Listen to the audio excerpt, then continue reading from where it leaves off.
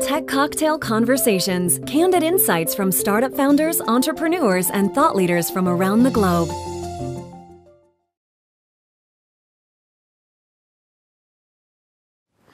I'm attracted to fire because it represents both mankind's progress, the ability to create civilization, as well as the potential to destroy it. And anytime you have that kind of duality or tension in something, it engenders the potential for real connection with, I think, humans, our relationship with the world and the earth. And fire has a very universal, compelling, nobody can take their eyes off of a flame. It's just entrancing. And so, I mean, as an artistic medium, it's relatively unexplored, and it's it's not something that people normally think of creating works of art using as a medium. So I think that that's the reason why I'm so attracted to it. The most challenging part of working with fire is obviously it is unpredictable. And what you do when you have something that's so unpredictable is you try to at least put some level of boundaries around that unpredictability. And so one of our enormous points of focus is to try to create as much safety systems and control and predictability and backups and fail-safes and compliance, really, when it comes to codes and standards.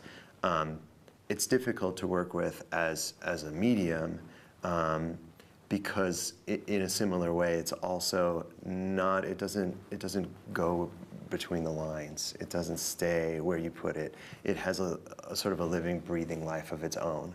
And you have to sort of take the approach that you will allow it to roam at least somewhat free in the air and be affected by the wind and be affected by, but obviously not so much that it causes something to catch on fire you don't want it to.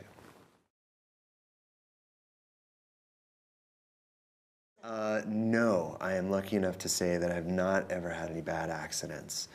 I think that I'm not a pyromaniac. I wasn't as a kid.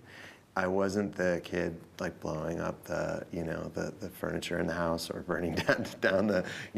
I once tried to cook a piece of toast when I was about 8 years old or so. I took the burner of the stove and I put it on its own wire and plugged it in, and I burnt a hole in the kitchen counter.